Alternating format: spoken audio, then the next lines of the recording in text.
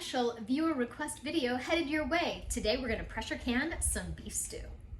Hello fellow travelers and welcome back to the Biggs Homestead Kitchen. My name is Cynthia and today we're going to be pressure canning some beef stew. So if you're ready, press the like button and let's get to work. I stopped at Aldi on my way home and I got 6 pounds of carrots and they're really nice. They're not slimy. A thing of spinach, 2 bags of onions. These were the only kind of onions they had. Some garlic and 10 pounds of potatoes. My onions are already done. These are the stinkiest onions. They didn't have any yellow onions or sweet onions at Aldi. They only had these white onions and man, they're strong.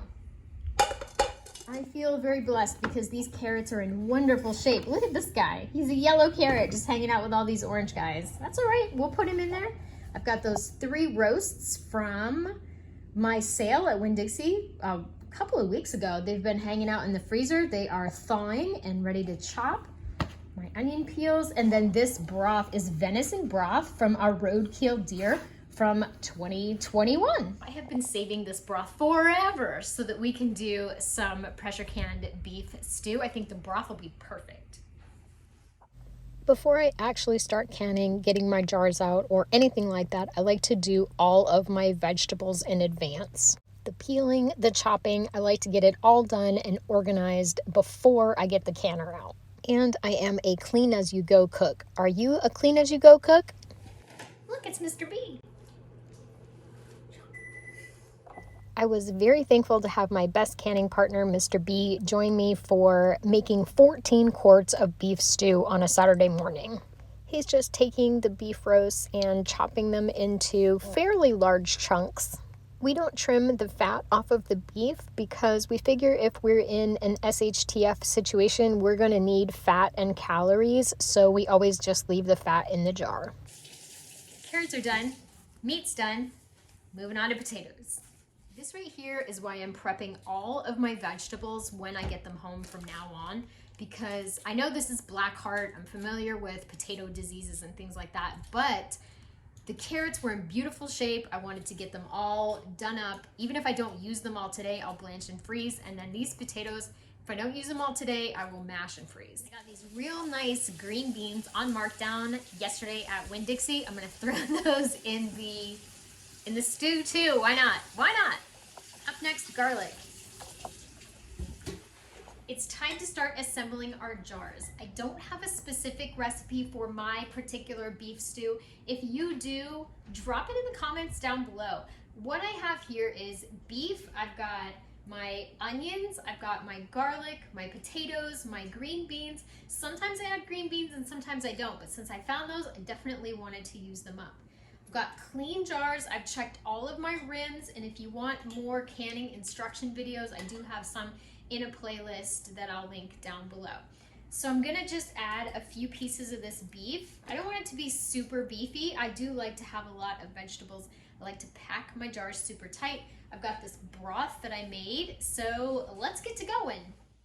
I've canned beef stew so many times in the last many years that I don't measure. I usually put in about a half a pound of the chopped up beef, a beef bouillon cube, onions, garlic, carrots, and potatoes. Now that we have our beautiful jar all full, the broth goes in next, and the broth can be a little greasy, so we want to make sure to use our funnel. I didn't record myself doing the initial pour. Isn't that the way it goes? These look amazing. If you wanted to put in pretty much anything at this point, you can put in some kale, put in some spinach. A lot of things you could do. These look really ready to go. I'm gonna do 1 inch of headspace. So 1 inch is right here on the collar. I kind of have a couple of little things sticking up, but that's fine. I just want the majority of the jar to be right here around the rim. I'm also gonna add some tomato paste. This is just an Aldi brand tomato paste. I don't wanna put too much, maybe about a teaspoon. If you're new to canning, make sure to follow an approved recipe from the Ball Blue Book of Canning. Next, I'm gonna wipe the rims with some vinegar and a paper towel. As always, make sure you're following safety regulations for your canner and also the guidelines for pressure in your elevation for pressure canning.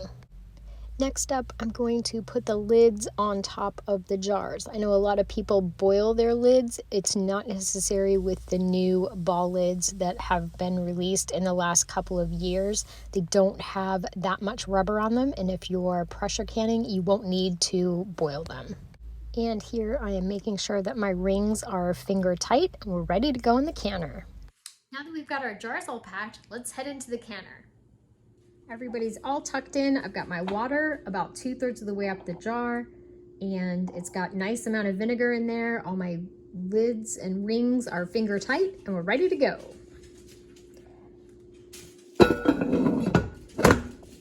So what we have here is cold canner, cold food, cold jars, going in, warming gradually. Once I start venting, I'll set a timer for 7 minutes.